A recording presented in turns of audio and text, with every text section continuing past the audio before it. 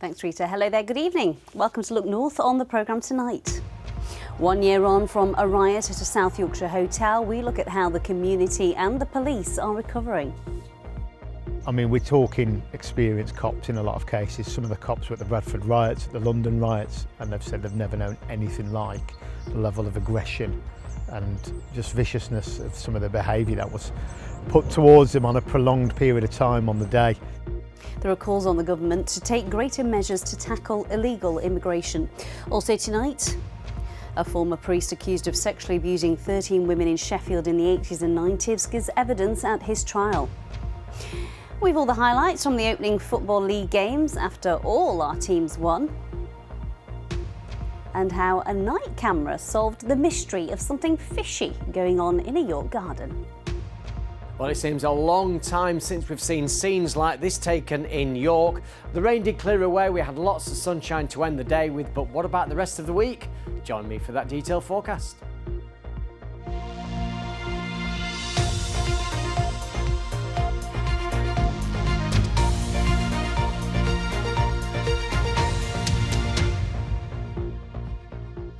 Hello there, I hope you had a lovely weekend.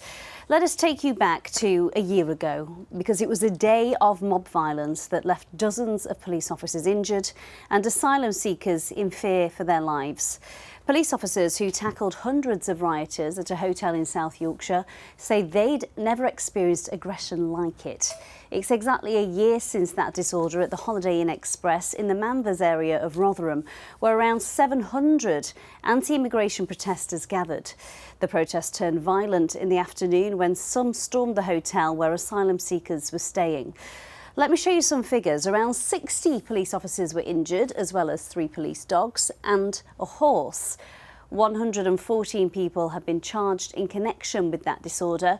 The first was in court the following day. 100 people have been sentenced, with 84 being jailed or detained. 2 people were given 9-year sentences.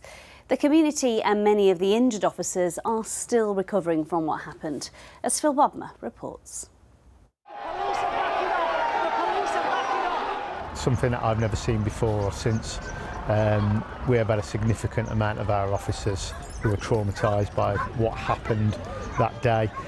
It was among the worst civil disorders seen in Yorkshire in recent decades. A year on, for those on the front line, the trauma of what happened here still runs deep. I mean, we're talking experienced cops in a lot of cases. Some of the cops were at the Bradford riots, at the London riots, and they've said they've never known anything like the level of aggression and just viciousness of some of the behaviour that was put towards them on a prolonged period of time on the day. Phil Turner was there for Stand Up to Racism. He says there was genuine fear among peaceful protesters. Yeah, it was a murderous sort of baying mob, really, of racists who really, you knew that they were intent on severe violence. We did have to retreat for our own safety, and it did feel, because their numbers were growing and they were getting closer and closer to us. We kind of knew they were going to attack us. Obviously, their target was the hotel, but we were going to be first, and so that's when we had to retreat. Following the disorder, funding was provided to bring communities together. One of the initiatives was a local walking group to combat isolation and to encourage overseas residents to participate. What I hope it's doing is inviting people to be a part of something, feel stronger as part of a group, or making friends, people that are settling here and learning that they can make friends here and be safe in green spaces just like this one. Rotherham is a great town, and it's not going to be stained by what happened, at Manvers. We are encouraged by this walking group. There are people from all walks of life that are, young, old, black, white, Muslim, non-Muslim, Christian. We're all, working for the betterment of Rotherham. But anti-immigration protests in places like Epping in recent weeks have reignited anxiety about potential for a repeat of what was seen at Manvers last August. Are some police officers concerned this could happen again? There absolutely is a nervousness that this could happen again, because we're seeing it elsewhere in the country. we would be better prepared for it this time. There's no two ways about it, and our officers would be here again. Even the ones who are traumatised would come back again tomorrow. That's what they all say to me. They'll come back and they'll do it again because that's their job. Many here point out those involved in the rioting came to Manvers from other areas of the country. 12 months after the scenes that shocked and shamed, this is a community determined to look at a positive in the future rather than dwelling on a negative in the past. Phil Bodmer, BBC Look North, Rotherham. Well, for people living locally, the unrest was, of course, widely condemned. However, some felt that misinformation about immigration was to blame and that the government needs to do more to stop the numbers of migrants coming into the country illegally. It seemingly can be quite secretive almost. Is that about where migrants are living? Yeah, and I think that causes unrest, and I think if people don't know, they then jump to their own conclusions. So it's almost the misinformation, perhaps? Yeah, I do think that's a lot of it. I mean, there's been a rise in some assaults locally, which obviously is going to lead to bad feeling. It makes people nervous. But nobody knows. But no, exactly. And I think if the correct data was released, that might put people's minds at rest as well. What I want to know is why is it all men that's coming over? Why isn't there many families? And, you know, we're hearing, rightly or wrongly, whether we are getting these things they are getting. We don't know. But it's just continually, you can't afford this has gone up. Cost of living, your benefits are coming down, what you've worked all your life for. You can't have this benefit because you're on this benefit. And then they're walking around in new clothes and it's not right. This is what it's come to, yeah.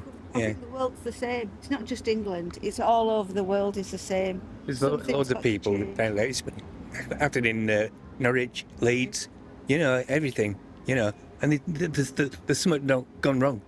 I know you don't live here now, but it was your hometown. It was my hometown. How did you feel about it, seeing it on the telly? Oh, it wasn't very pleasant, to be honest. It wasn't very pleasant at all. I mean, they have a problem. There is a problem in the country with immigrants. We're too full. That's fair enough. But I don't condone what happened there because that was just ridiculous. Do you think people around here are welcoming to migrants coming to the area? I don't think we do. I think it's 75 against and about 25 for. So how, in your words, do you change people's minds? All you can do is keep trying. Well, the government says it's taken immediate action to fix the asylum system and has started closing down hotels. Our political editor, James Vincent, is with me. So what are the government saying, James, in response to the people in Manvers that we've just heard from there? Yeah, obviously it was a year ago, but it was barely a month since that general election, wasn't it, and the new Labour government coming in. It was an immediate test for Labour, and I think immigration will be one of the big things that they'll be tested on, and people will see what they're up to on immigration ahead of the next election. And just some stats to kind of put a bit of, just show how complex the situation is. In terms of asylum seekers that are being supported by Rotherham Council, it's gone down since 2023. It was 700 in 2023. It's now 460 in 2025. But 25,000 migrants have come over the English Channel in small boats already this year. That's already the highest number at this point in August in the year than we've seen before. And again, another conflicting stats, 35,000 asylum seekers that have failed asylum have been sent back already. So you can see how complex an issue is with the numbers of people coming into the country and maybe potentially being sent back. The government, we spoke to Diana Johnson, the policing minister, she says that an extra £100 million has been put in this week to fund more officers from the National Crime Agency to try and stop gangs bringing over people. We're also introducing sanctions on these gangs to go after their money, which I think is really important. And we've got much better relationships with the French in particular, with our returns policy that we've negotiated, and also now getting the French to look at their tactics on the beaches. How do they deal with people who are in shallow water getting into boats? Because in the past they wouldn't intervene.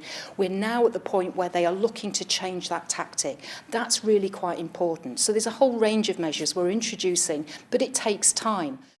Well, the Minister said there it will take time. How long is time? Well, politically, it'll be the next general election. They've said that they're going to close asylum hotels. They've already halved the number of them, that they want to get rid of them all, and that will be before the next election in 2030.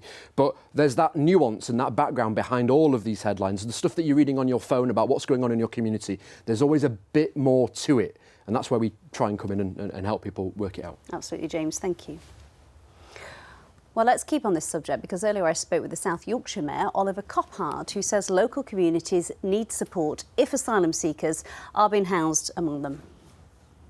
I don't think almost anyone in our community condones the violence, certainly the level of violence that we saw last year. It was shocking to everybody from South Yorkshire and completely and utterly unacceptable. That's why over 100 people have now received over 200 years in jail for the incidents that took place last year. But it's also true that we absolutely have to be on top of the immigration crisis in this country. We, of course, as a government, have to make sure that this government are on top of that crisis, but also that the burden of that is spread across this country, and that communities that are asked to accept asylum seekers, refugees, migrants to this country get support, that there is work going in to create programmes around things like community cohesion and support for those people that come into our communities. And both of those things can be true at once. 300,000 has already been given to some community groups in Rotherham to help them recover from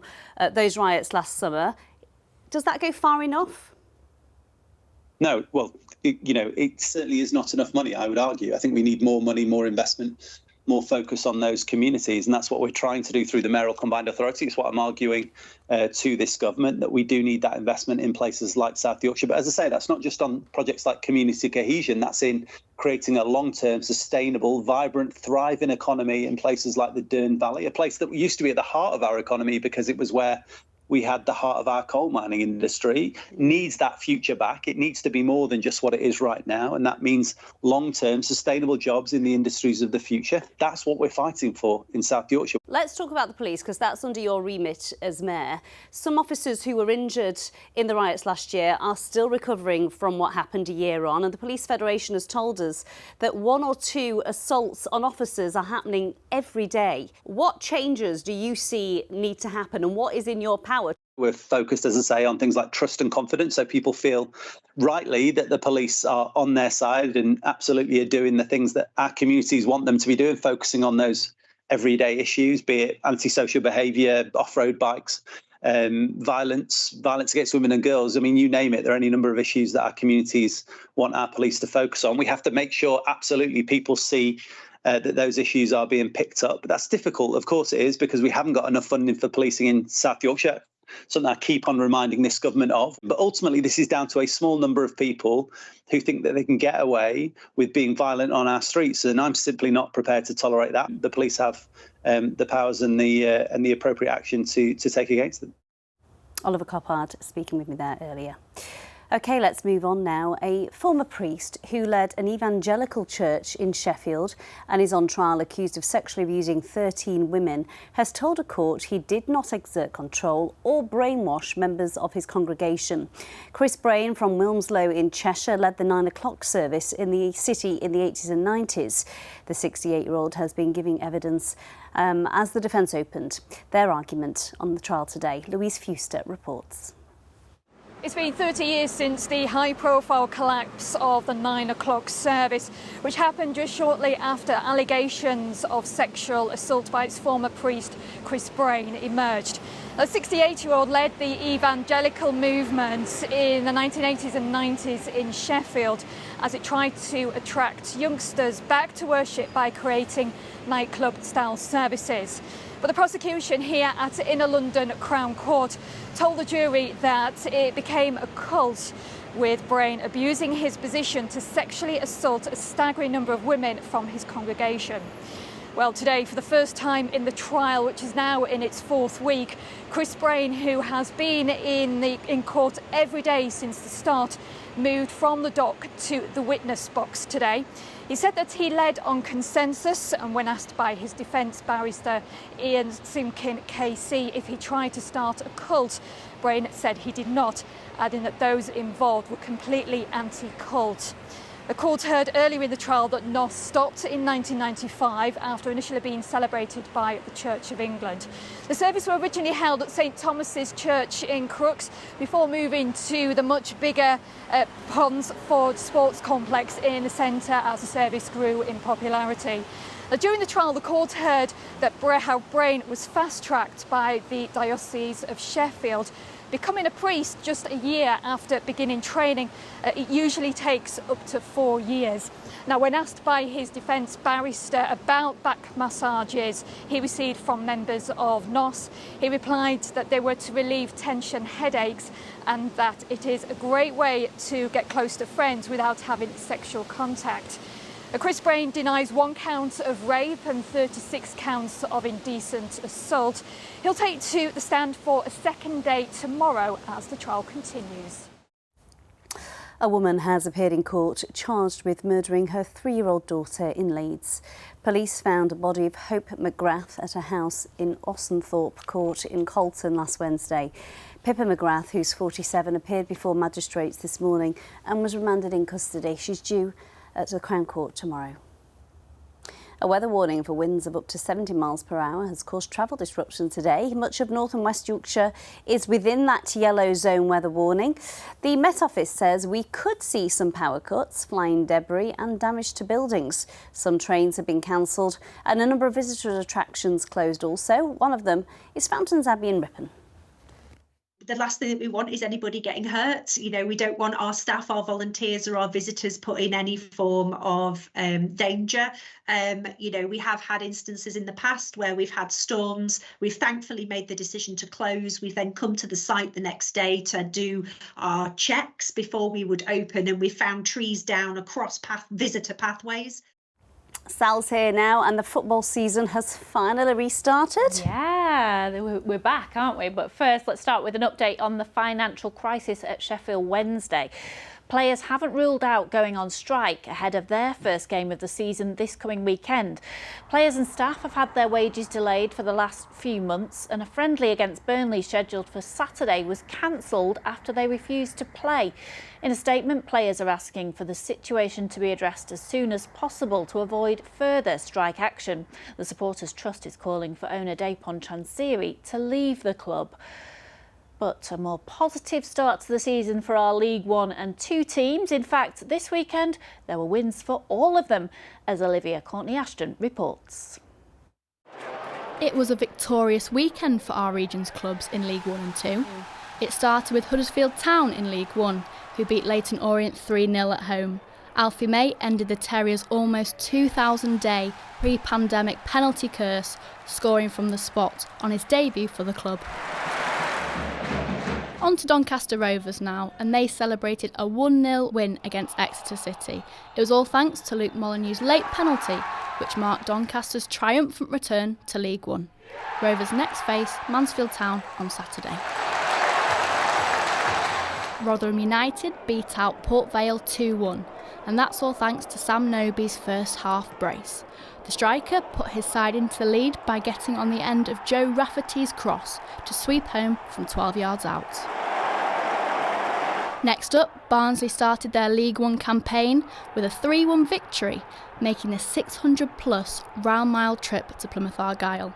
The Tykes were down to 10 men after Jack Shepherd was awarded a red card following a previous booking, but this didn't stop the Reds from taking the 3 points back to South Yorkshire. And for newly promoted Bradford City, they kicked off their League 1 campaign with a convincing 2-1 win against Wycombe. First half goals from Anthony Sarcevic and a final goal drilled in from local lad Bobby Poynton, who sealed the deal in front of a bouncing Valley parade. And on to League 2, Stephen Duke McKenna netted the goal that gave Harrogate Town a 1-0 win at Bristol Rovers. Simon Weaver's squad were awarded in the 63rd minute with their first shot on target.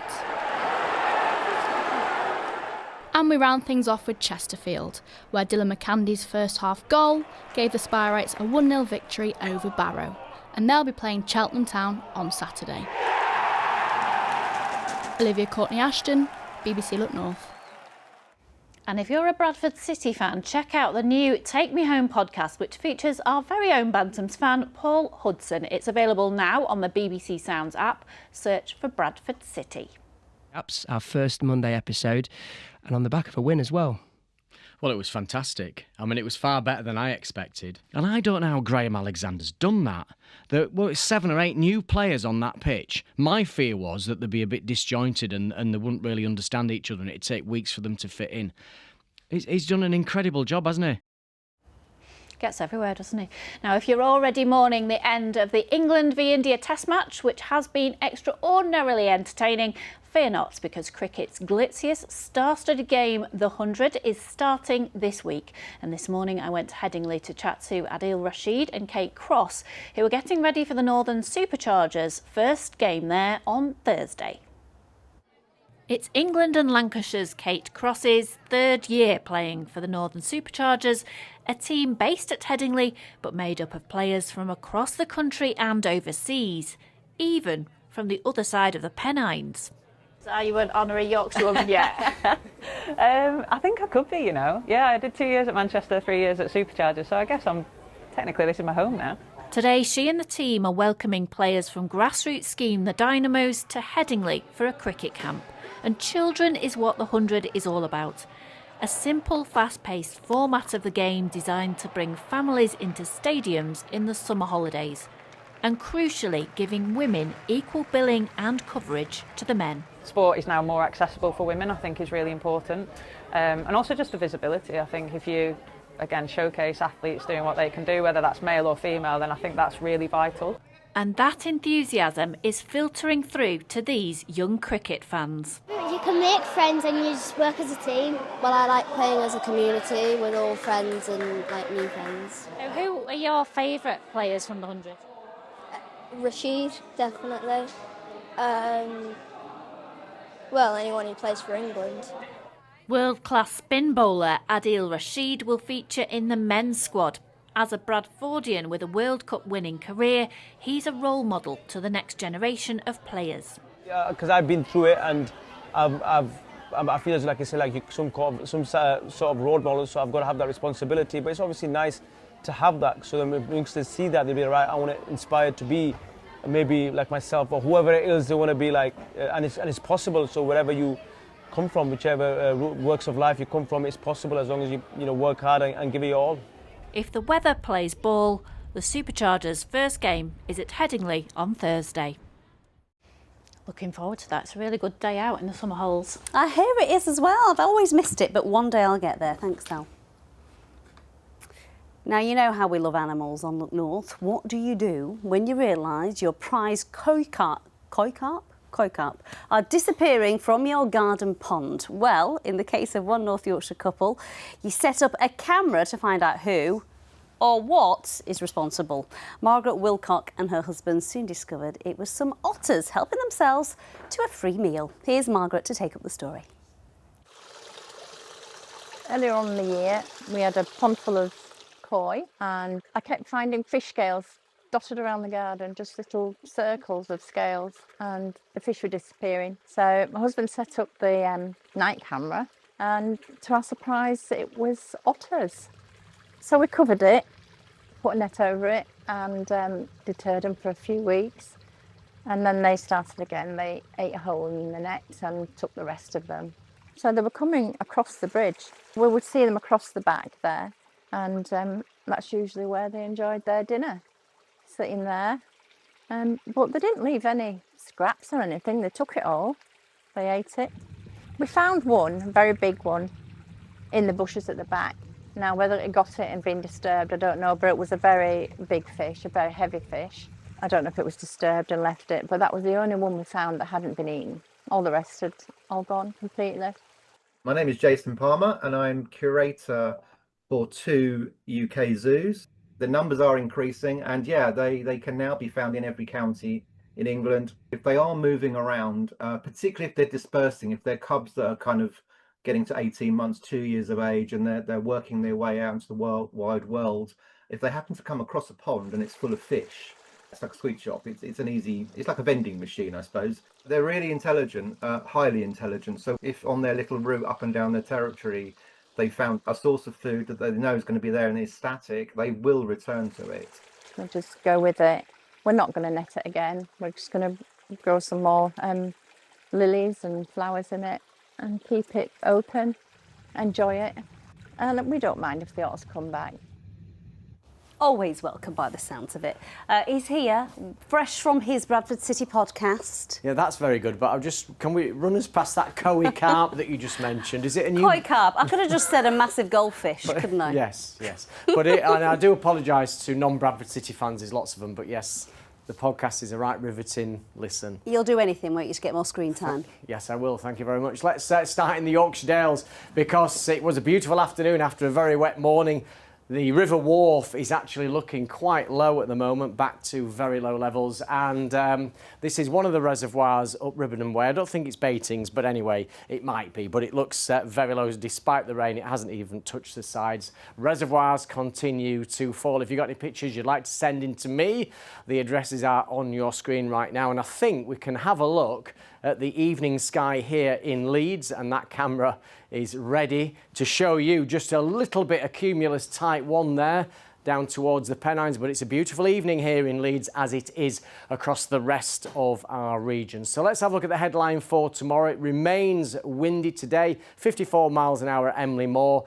The wind will continue to be fresh to strong. The warning expires at midnight tomorrow. Sunny spells and a few showers. There's that storm that really mainly affected Scotland out of the way very shortly. You see a number of isobars right up until the middle of the week. That means it continues to be windy. This feature for Thursday will fizzle out as it moves across us, so no more than a band of cloud and 1 or 2 spots of rain by then.